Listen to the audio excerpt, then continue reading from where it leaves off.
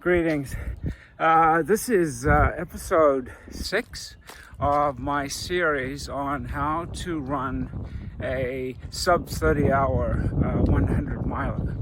So thanks for sticking with it. Hopefully you are getting some good information. So today we're going to focus on the importance of sticking to your plan and what I call run your own race. And that sounds very simplistic, but it's very important. A lot of the blogs out there talk about how your plan goes out of the window, by mile 30, mile 40. Not all, but many do. And there's good reason why that does happen. But again, what I'm hopefully going to impress on you is that doesn't need to happen. Stay with your plan.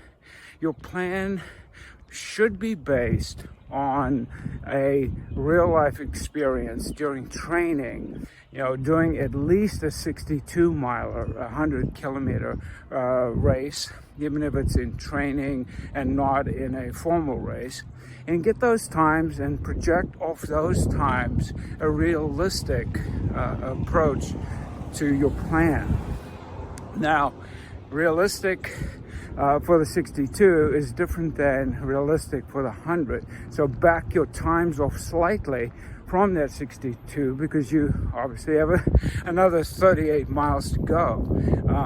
But that's a good way to stay with your plan, is to have a realistic projection of the pace that you have to run and walk, of course, as we discussed in the last episode. So anyway, here's a few traps that you should be aware of.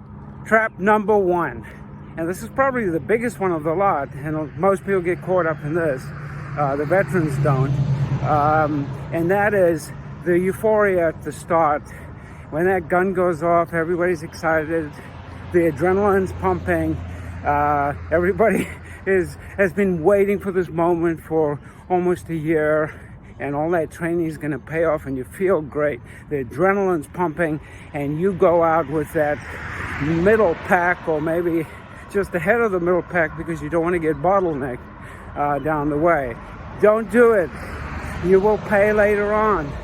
A lot of that wisdom from the veterans says go out really slow, even if you are at the back of the pack, even if you are walking at first. Don't get caught up in that excitement. It will come back to haunt you in the latter parts of the race. Trap number 2.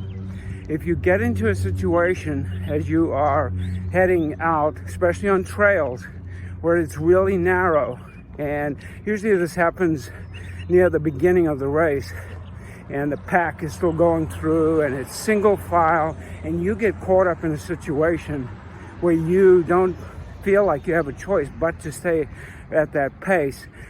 Step aside, do it safely, don't block anybody, and wait for that faster pack to go through, and find a group that you feel like your pace is more kin to.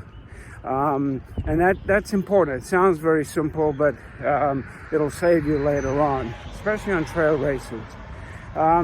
Trap number 3 has to do with nighttime running. And you get out there, it feels like people are disappearing. You're the only one running, and only a few, and you come across someone who is running, close to your pace, but a little bit faster than you might be comfortable with otherwise. Be careful with that. Maybe run a mile or 2 with them. If they are a little faster than you want to be, it is tempting because you're lonely, and it just feels so comforting. But don't fall in that trap. Back off from that. If the person doesn't back off their pace with you, let them go. Be gracious about it, and then find someone else who can pace you. Hopefully you have your own pacer. And then trap number 4 you really have to be careful of too much stoppage time. Stoppage time creates a situation where you start to chase your pace time. So you fall, 20 minutes, 40 minutes behind, and you feel like you have a burst of energy at some point, and you want to push it to catch up. Don't do it. It'll come back to you. The averages will work out as long as you're working your plan, and you'll be happy at the end.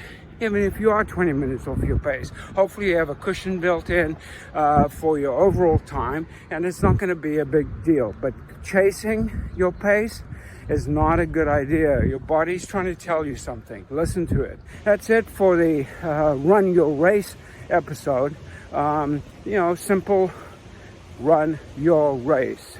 Don't run someone else's race. You didn't train the way they train. You don't have goals that they have. And more than likely, if they're faster than you, there's a good chance they're not going to make it in the end. We hope they do, but the data tells us that they're more likely not to finish. Anyway, the Run Your Race. I'll see you out there. Be sure to subscribe and follow episodes 7 through 12 upcoming.